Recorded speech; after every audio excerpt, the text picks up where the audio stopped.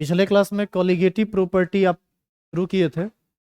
Colligative property में आपको बताया गया कि कॉलिगेटिव प्रॉपर्टी एक ऐसा प्रॉपर्टी होता है डाइल्यूट सॉल्यूशन का जो सिर्फ डिपेंड करता है total number of solute particles पर। सॉल्यूट पार्टिकल्स का साइज क्या है, छोटा है, बड़ा है, वो न्यूट्रल पार्टिकल है या चार्ज्ड पार्टिकल है, वो पॉजिटिव चार्ज्ड है या नेगेटिव चार्ज्ड है, इन सब बातों से कॉलिगेटिव प्रॉपर्टी को कोई मतलब। कॉलिगेटिव प्रॉपर्टी को मतलब होता है सिर्फ और सिर्फ एक चीज से, और वो क्या है? Number of solute particles. बस इसके अलावा और किसी भी चीज से कॉलिगेटिव प्रॉपर्टी को कोई लेना देना। और आपको दूसरा ये बताया गया था कि कॉलिगेटिव प्रॉपर्टी जो होता है वह डायरेक्टली प्रोपोर्शनल होता है total number of solute particles.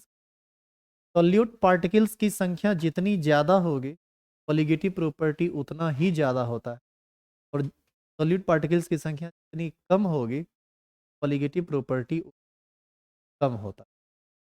आगे आपको लिखाया गया था हेडिंग शायद टाइप्स ऑफ कॉलिगेटिव प्रॉपर्टी, तो इसमें अभी कुछ हम लोग लिखे नहीं थे। यानी कॉलिगेटिव प्रॉपर्टी चार टाइप के होते हैं। एक होता है relative lowering of vapour pressure, एक होता है boiling elevation in boiling point, एक होता है डिप्रेशन इन फ्रीजिंग पॉइंट, और एक होता है ऑस्मोटिक प्रेशर। तो यही केवल चार कॉलिगेटिव प्रॉपर्टी हैं। एक एक करके सबको थोड़ा डिटेल में पढ़ेंगे तो लेकिन लिखना तो पड़ेगा। लिखेंगे there are four types of colligative property.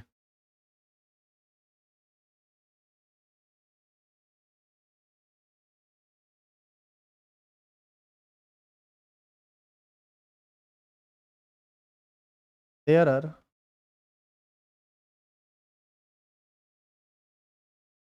Four types of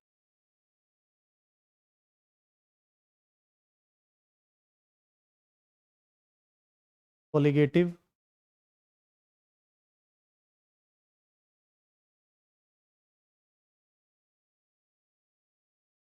number एक,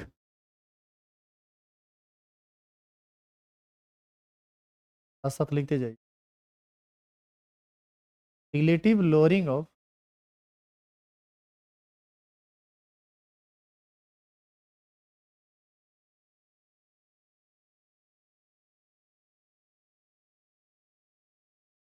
vapour pressure.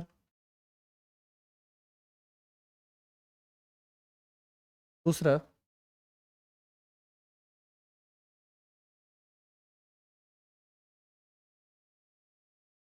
Elevation in boiling point.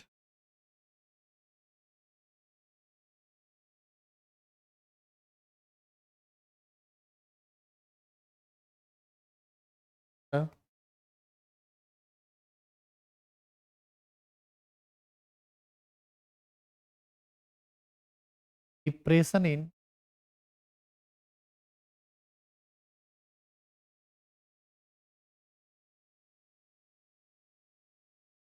Point.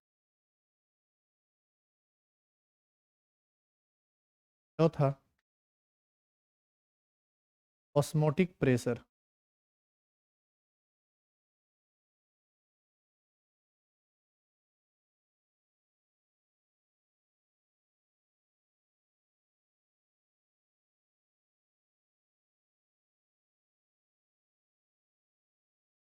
ये चार जिस दिन समाप्त हो जाएगा उस दिन इस चैप्टर का बीच वाला पार्ट खत्म हो जाएगा, फिर इसका लास्ट पार्ट। तो अभी हम लोग सबसे पहला कॉलिगेटिव प्रॉपर्टी हेडिंग डालेंगे जिसका नाम है relative lowering of vapour pressure. एक नंबर हेडिंग डालिए तो।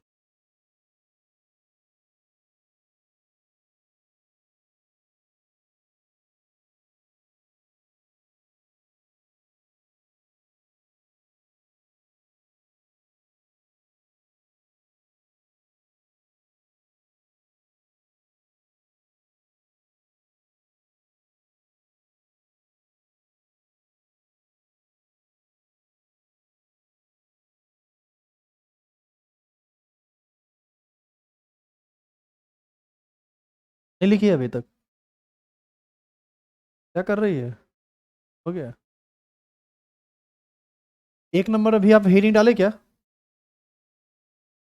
सबसे पहला कोलिगेटिव प्रॉपर्टी जो हम लोग पढ़ेंगे उसका नाम है relative lowering of vapour pressure. और सुनिए, हम दोबारा उसको लिखेंगे नहीं, आप खुद से लिख लीजिए, पीछे तो लिखा हुआ है। तो हम लोग इंडिकेट करते हैं आर एल वी पी से।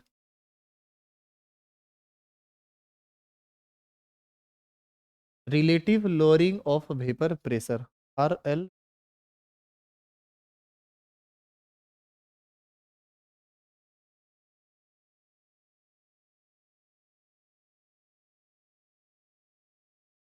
देखो, relative lowering of vapour pressure एक कम्प्लेक्स टॉपिक है जिसको एक ही बार में समझा नहीं जा सकता। इसके लिए आपको कुछ पहले सब टॉपिक्स पढ़ने होंगे, तब जाके आपको आर एल वी पी समझ। इसे हम कहना ये चाह रहे हैं कि अभी आप सबसे पहले पढ़ेंगे वेपर प्रेशर। जब आप इसको समझ लीजिएगा तब आपको समझना पड़ेगा लोअरिंग ऑफ वेपर प्रेशर। और जब आप लोअरिंग ऑफ वेपर प्रेशर समझ तब आपको समझ में आएगा रिलेटिव लोअरिंग। यानी डायरेक्ट हम relative lowering of vapour pressure अब नहीं पढ़ेंगे। हमारा पहला टॉपिक भले है relative lowering of vapour pressure, लेकिन इसके अंतर्गत अब हम एक सब टॉपिक हेडिंग डालेंगे, स्टार लगाइए और 3-4 बार VVA लगा दीजिए। ये बहुत ज़्यादा जरूरी चीज़ है। हेडिंग डालेंगे वेपर प्रेशर। और सुनिए, ये एग्जाम के लिए बिल्कुल इंपॉर्टेंट नहीं है। एग्जाम में तो रेयर ही पूछता है कि व्हाट इज वेपर प्रेशर, ये नहीं पूछता है। इसका ये पूरा का पूरा चैप्टर इसी पर आधारित है। चैप्टर के किसी भी कंसेप्ट को यदि आपको समझना है तो आपको हम वेपर प्रेशर की मदद से ही समझा पाएंगे। और वेपर प्रेशर क्या होता है तो जब तक समझ में नहीं आएगा तो बाकी कोई टॉपिक समझ आ जाता है। इसीलिए इसमें ये लगाए हो, लिखेंगे वेपर प्रेशर। वेपर प्रेशर को हम आगे से हमेशा लिखेंगे VP से। बहुत बार लिखना पड़ेगा हमको आगे। जहां भी हम VP लिखें तो समझ जाइए वो वेपर प्रेशर लिख। वेपर प्रेशर को समझने के लिए आज पूरा का पूरा क्लास हम लोग वेपर प्रेशर पर ही लेंगे और आज लिखाएंगे कुछ नहीं, खाली समझिए पूरा का पूरा बात। इस चीज को ना बहुत ज्यादा डिटेल में समझने की आवश्यकता होती है और इसकी हर एक छोटी छोटी बातों को ध्यान में रखना होता है, क्योंकि उन्हीं सब बातों को ध्यान में रखकर आप आगे का कंसेप्ट समझ पाएंगे। इसीलिए क्लास आज का अभी से थोड़ा ज्यादा इंपॉर्टेंट। देखिए इधर, जैसे ये बोतल है, इसमें यदि हम आधा पानी भर दें और आधा पानी भरने के बाद मान लीजिए कि फ्रिज से हम बोतल निकाले, आधा पानी निकाल दिए, पानी थोड़ा ठंडा है और उसको हम रात भर छोड़ देते हैं।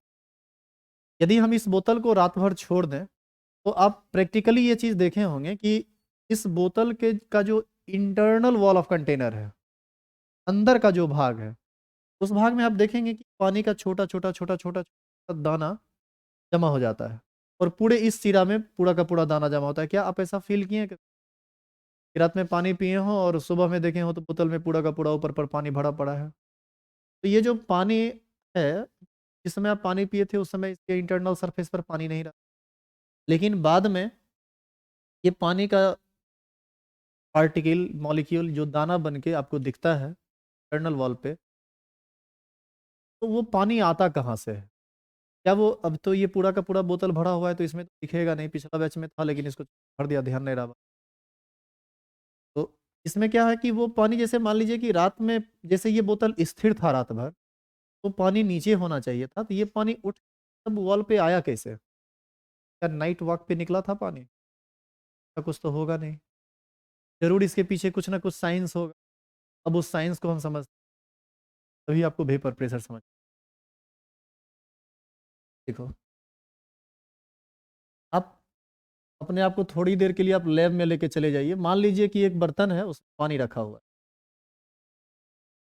कोई भी द्रव, चाहे सरसों का तेल ही क्यों ना हो, शहद ही क्यों ना हो, वाटर ही क्यों ना, पेट्रोल डीजल केरोसिन, सारे के सारे लिक्विड जिस पार्टिकल से बने होते हैं, सब पार्टिकल लगातार पूरे लिक्विड में मूव करता रहता है, इधर से उधर उधर से इधर भागता रहता है। लेकिन सॉलिड में ये मूवमेंट नहीं होता है। गैस में मूवमेंट सबसे ज़्यादा होता है पार्टिकल्स का।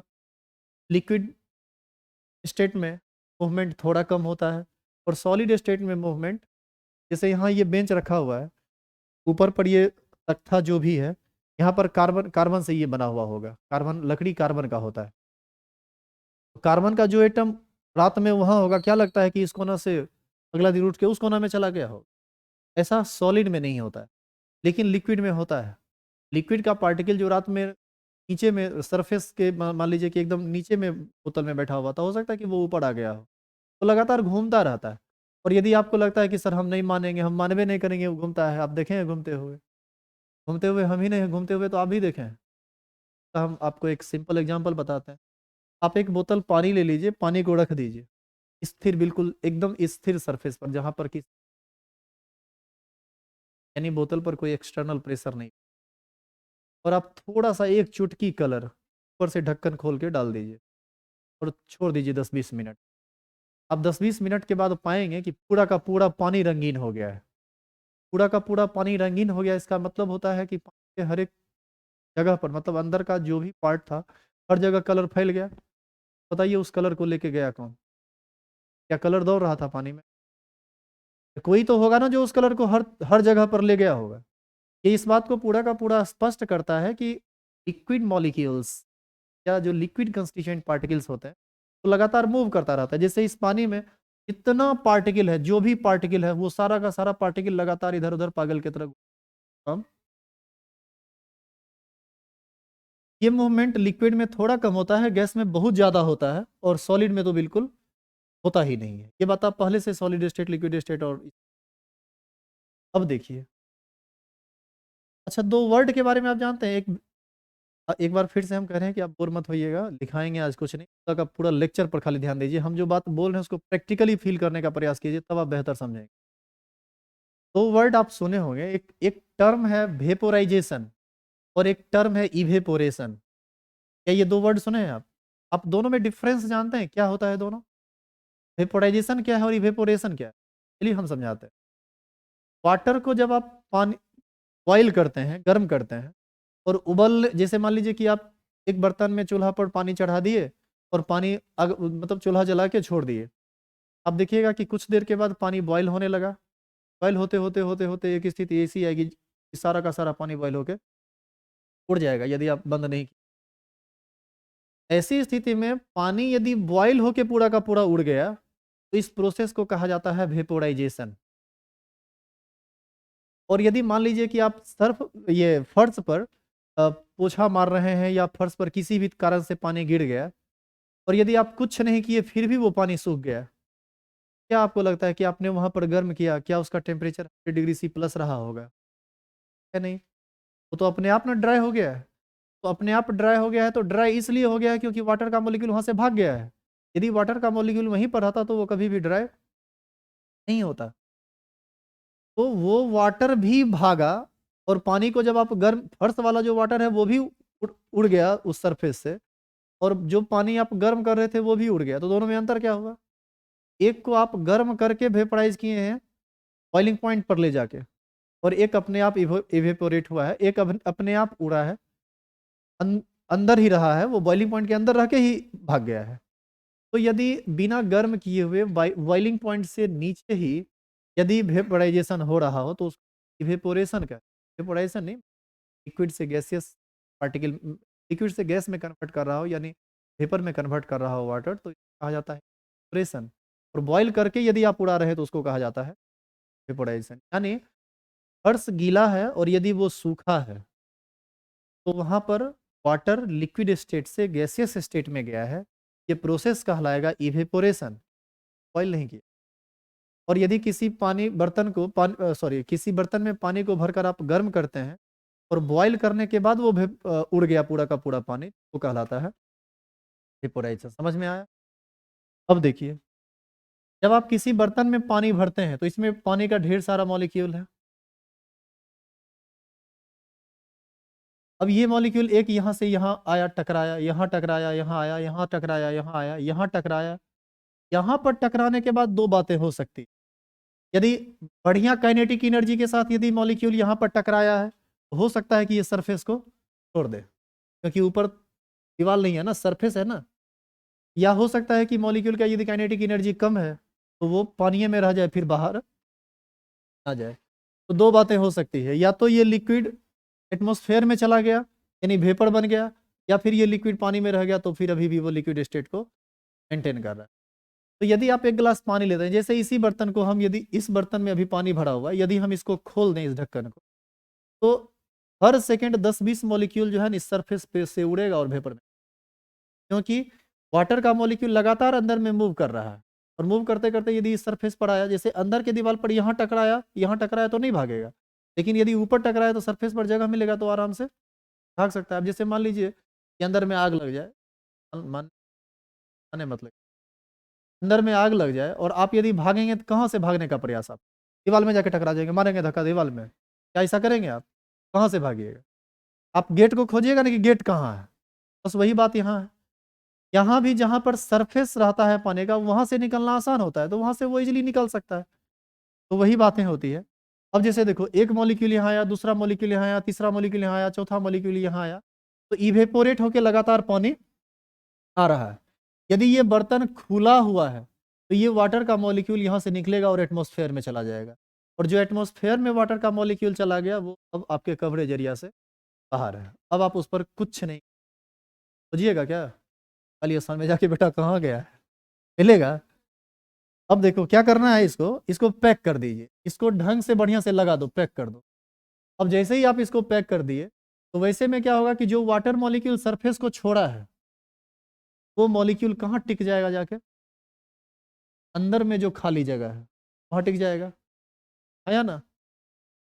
अब देखिए, अब बताते हैं थोड़ा और बढ़िया से, यानी वो थोड़ा खाली करना पड़ेगा।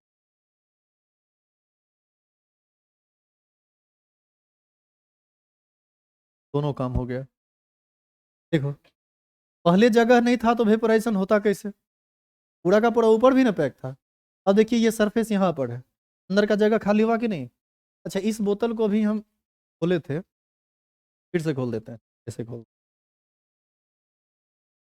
देखिए अभी जो ये होल बना हुआ है यहाँ, ये एटमॉस्फेयर वाला जो गैस है, एटमॉस्फेयर में जो एयर है, बताइए वो वाला एयर इसके अंदर जाके इस पानी के सरफेस के कांटेक्ट में है या नहीं। तो अभी इस सरफेस पर कितना एटीएम का प्रेशर लग रहा होगा, 1 एटीएम का, क्योंकि आप सबको पता है एटमॉस्फेरिक प्रेशर कितना होता है, 1 एटीएम होता है। अब हम क्या करते हैं, इसको बंद कर देते हैं। हम जैसे ही इसको बंद करेंगे अंदर के पानी का संपर्क बाहर के एटमॉस्फेयर से खत्म हो गया, ये ढक्कन बंद है। अब जो भी गैस, जो भी वेपर यहाँ बनेगा वो इसी खाली जगह में न रह जाएगा, और पहले क्या था कि ये खुला हुआ था तो बाहर निकल जाता। क्लियर है यहाँ तक? अब देखिए, तो इस तरह से ये यहाँ पर जमा होना स्टार्ट कर दिया, ढेर सारा पार्टिकल है जो यहाँ पर जमा हो गए, ढेर सारा वाटर मॉलिक्यूल जमा नहीं हो गया बल्कि अंदर के खाली स्पेस में आ गया।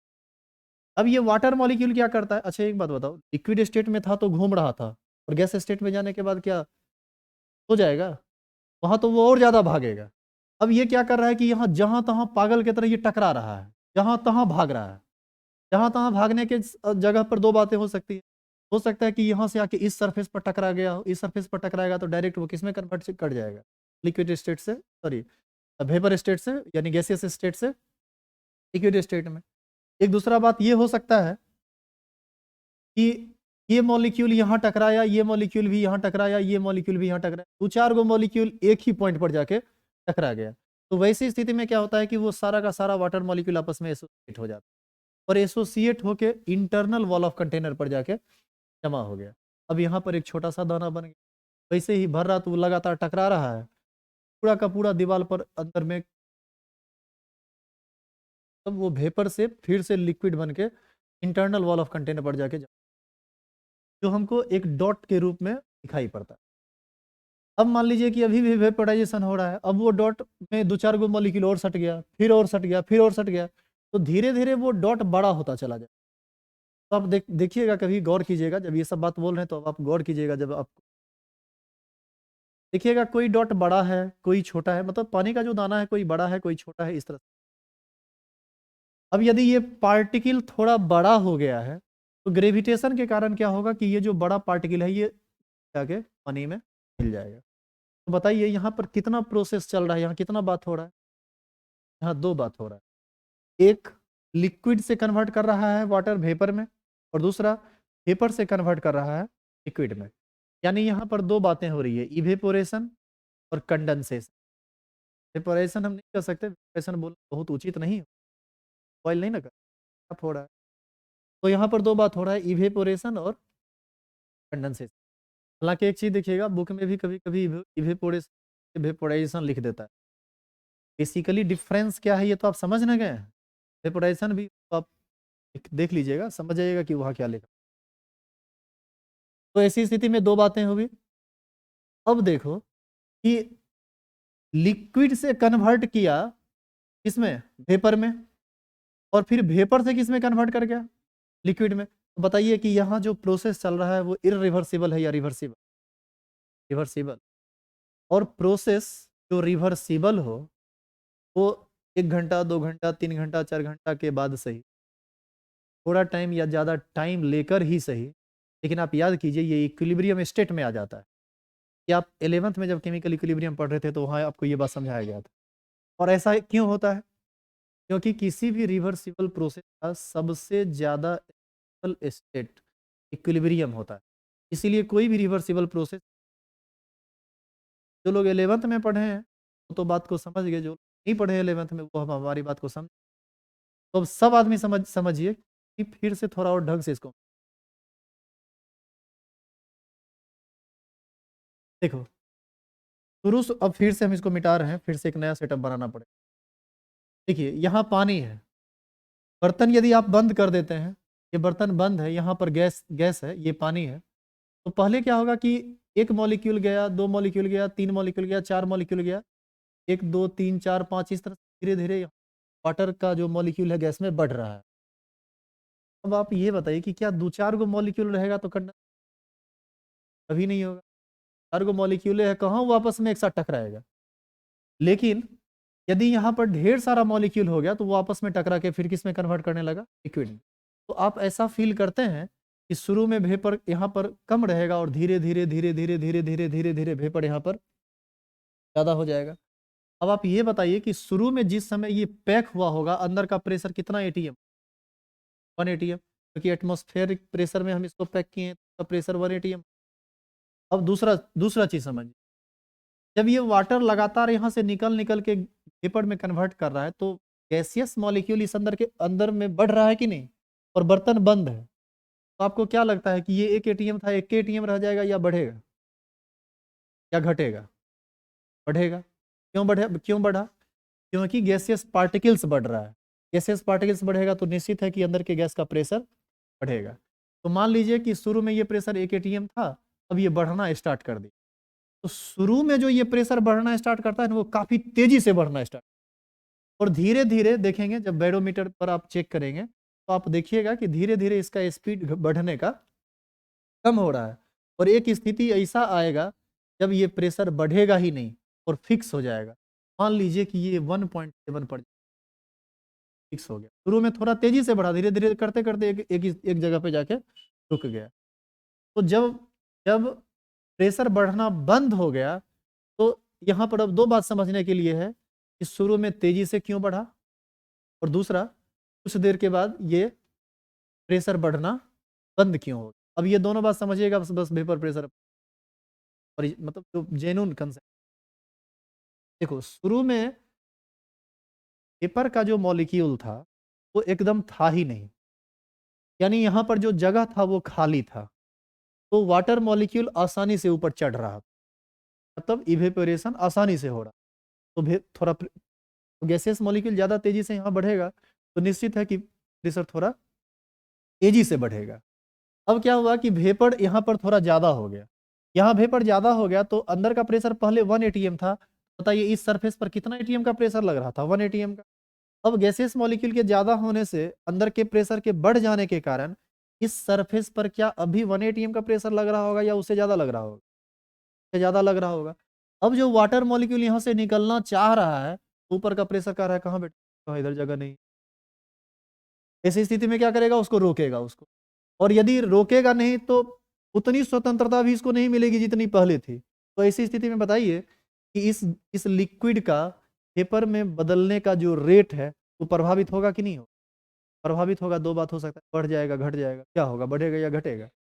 घट जाएगा, डेफिनेटली घट जाएगा, घट न जाएगा।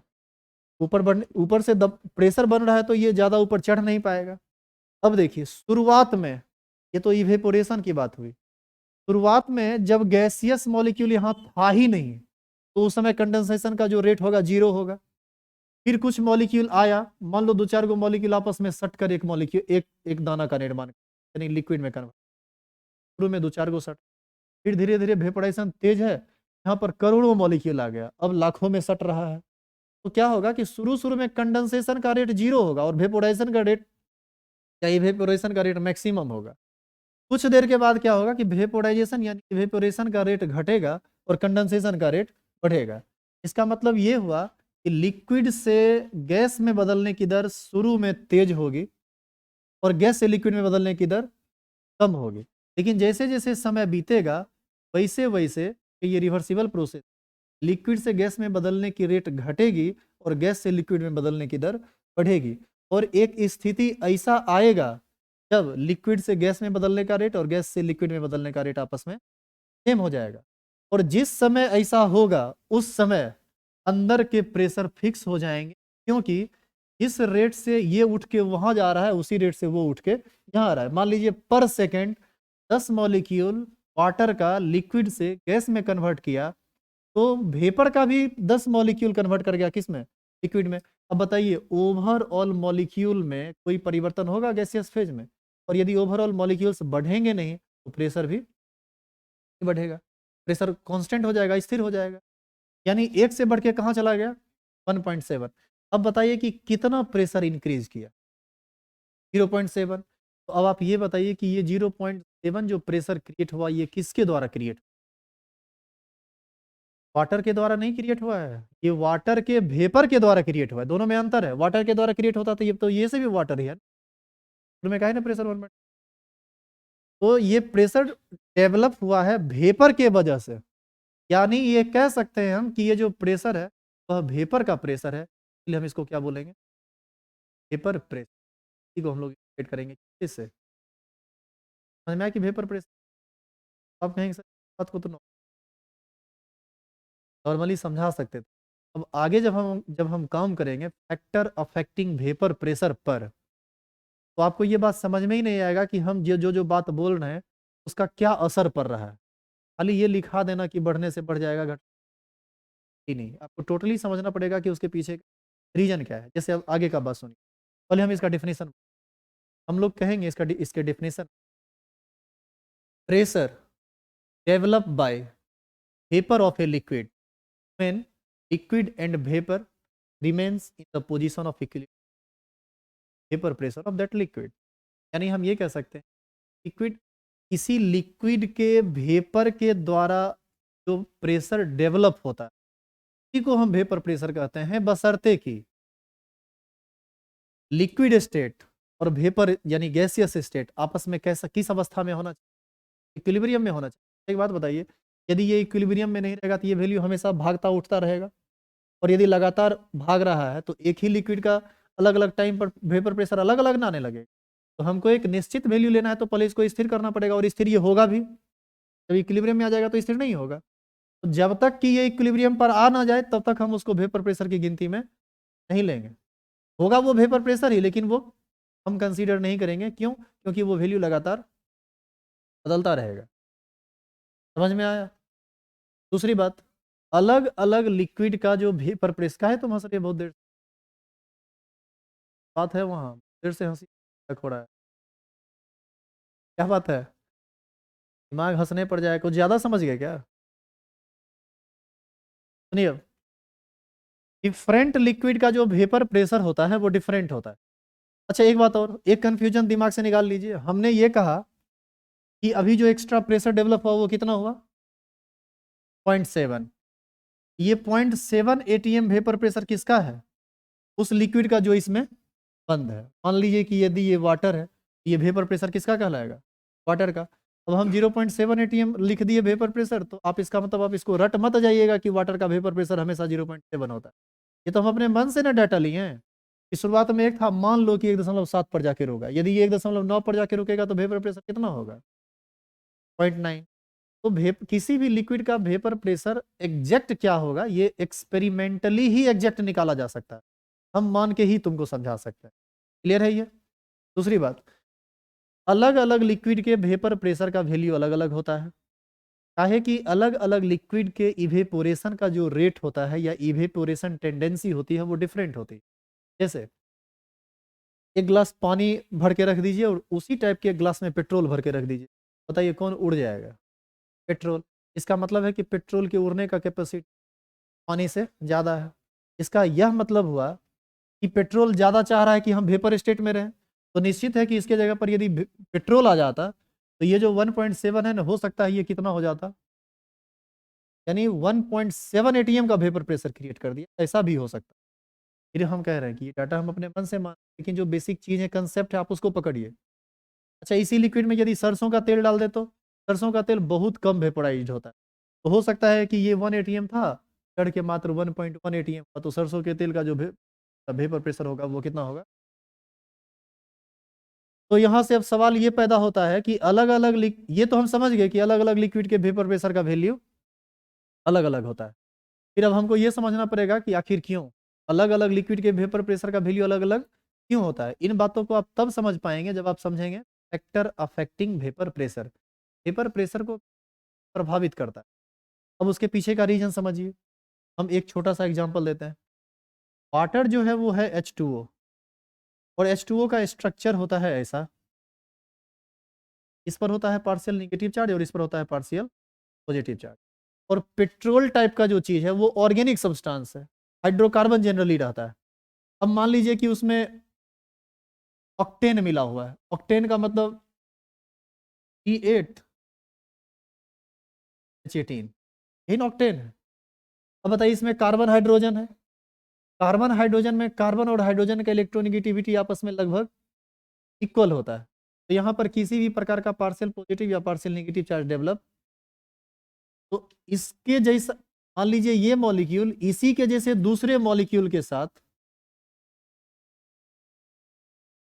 ज्यादा अट्रैक्ट नहीं हो पाएगा, लेकिन इसका मॉलिक्यूल इसी के जैसे दूसरे मॉलिक्यूल के साथ अट्रैक्ट हो जाएगा। क्या है कि partial negative charge partial positive charge ये पोलर सब्सटेंस है ना, तो वैसी स्थिति में क्या होगा कि दूसरा ऑक्सीजन जो जो है, मान लीजिए दूसरा H2O का जो ऑक्सीजन है, यहाँ पर पार्शियल नेगेटिव चार्ज होगा, ये पार्शियल